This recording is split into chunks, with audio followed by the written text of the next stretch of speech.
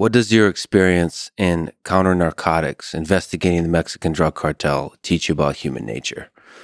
Wow. I mean, first off, anybody can be got. Anybody can be corrupted. You work in that field, and you realistically, the training we got and profiling and investigation and stuff like that was basically you learn from the older guys there, and some of those guys were already corrupted from the start. So trust no one.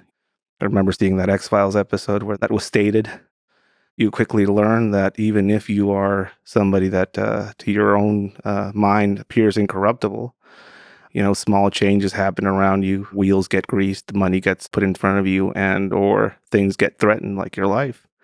And sometimes the payment for some of this corruption is just to continue on living. You encounter people that seem incorruptible, that go through FBI background checks, that go through all of the security measures that all of us were put through, polygraph test. And then later on, it turns out they were on the take, or they became somebody that was corrupted.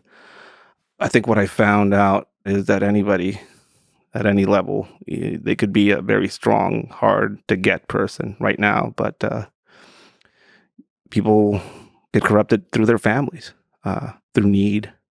Mexico is a place where a lot of instability occurs. So financial needs, health. So a crack could form through the wall of integrity, and then over time, it seeps in somehow. Mexico has a culture of corruption. Like, you have your kid that goes to school at public school, and you want him to be in the morning, not in the afternoon school time period. So you go off and grease the wheels with the director of the school. People hearing this in Mexico will nod their heads because this is something that happens from early on.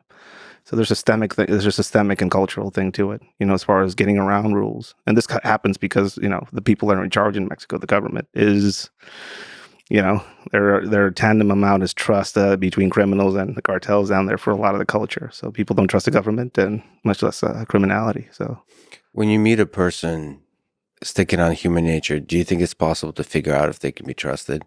So you said anyone can be corrupted. How long would you need to talk to a person? And even in your own personal private life, just a friend? Or is trust a thing that's never really guaranteed? I think trust is never really guaranteed. I know a lot of people are going to say that's a sad way and hard way of living your life, but life experience at my end, people change. The dynamics of a relationship might change. I look at people's character, specifically their past and past experiences, if I can. Somebody that presents himself in front of you as somebody, but you quickly learn that that somebody is just a mask or a persona that they kind of created for themselves. And they might not even be aware of the persona? Like, is there some deep psychological stuff? Sometimes I've experienced a lot of failure in my life.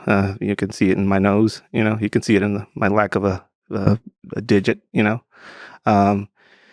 amount of the amount of failures you can see in somebody and how they wear them sometimes is a pretty telling thing as far as them being able to be trusted, or that you can trust their story or their experience. And when I say experience, I mean I've met some criminals, like former criminals, or some people of that background that I trust with my life. Because they're not reformed, but they figured out that that's not a life they could live long enough to kind of continue on in. And I've also met people that are in law enforcement that I wouldn't trust with my car keys. Because whatever persona they adopted over the years. Is a pretty good one, pretty good mask. Sometimes such a good mask they don't even know they're wearing it. And on top of that, it's not just the psychology. There's also a neurobiology to it. I've been very fortunate and deliberate to surround myself with good people throughout my life. But I've recently gotten to sort of observe, not close to me, but nearby, somebody that could be classified as a sociopath. Yeah. And a narcissist. Yeah. Like, I don't want to use those psychological terms, but just it's like, oh, people, come with different biology too. So it's not just like the trauma you might experience in your early life and all the deep complexity that leads to the psychology that you have as an adult, but it's also the biology you come with, the nature that you might not just have the the machine that can empathize deeply with the experience of others, or maybe a machine that gets a dopamine rush from the manipulation of other humans Yeah. or the control of other humans. Yeah. I mean, put an example of my own background. My mom didn't have a father. You know, he left really early on in their childhood. You know, my mom raised her two sisters and basically kept a household. She was a great mom. She was a badass. You know, she was very independent. She showed me how to be independent. She showed me how to kind of watch out for others and kind of build me up in that way. And I had a great childhood as far as, you know, as far as her and kind of like how she molded me. Later on, I figured out that when I had my own kid, you know, I figured out that she was basically trying to make me into what she didn't have in a way. And if I can get to see somebody's parents, you know, that's usually a sign of something, at least for me, as far as figuring out where people are. I think there's something to be said about nature and nurture and how some people come up. Some people are just born with that predatory instinct, you know, and you'll never know. I mean, they spend their whole life practicing how to hide it. But if you can figure out somebody's, you know, background, childhood, where they're from, you can kind of tell something about them. You know, I'm from Tijuana. You know, I'm a survivor. That's my background as far as where I'm from. Culturally, genetically, psychologically, the full shebang. Yeah, I guess some people are born with certain predispositions, and if they're in the right environment, some of the negative aspects might flourish more than others. You know, for me, I mean, I grew up skateboarding in Tijuana, and I remember breaking into my first backyard pool. It was a house that a cartel guy owned, and we used to skate the pool in the back of it. So I learned how to pop open padlocks with a small vehicle hydraulic lift.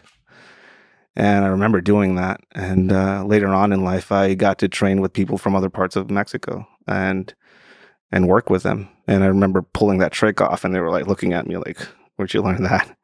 It's like some burglars in Tijuana, you know. And they're like, "Wow, that's interesting. Like, are all people from Tijuana like that?" And I said, "No, we're not all like that, but I guess in some way we are, because you know, Tijuana produces kids like that. You know, she produces, like, the environment itself produces a pretty specific person, I guess. You know, where our normal or our baseline normal is way different than most. The trajectories that you can take in life are defined in a way that aren't available elsewhere in the world. Yeah, And so you develop, I mean, that's part of that psychological, part of that is cultural and so on. Part of that is the cultural trauma, but then also the ethical lines based on the corruption. Because I grew up in the Soviet Union, and there's the same kind of understanding that there's some gray area of corruption. yeah. It's always there, like on the outskirts or even in the center. How you can grease things to make things easier, and how it's like it's personal thing. Like, I'll just, you know, pay off the. In Tijuana, we have a mordida, is what we call it. You know, when you pay a cop off, una mordida means a bite.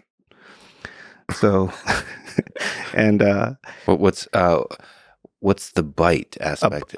so you get stopped for a traffic violation of some sort, and the cop walks up to you. Obviously, you don't say the word bite, but it's like a slang term for it.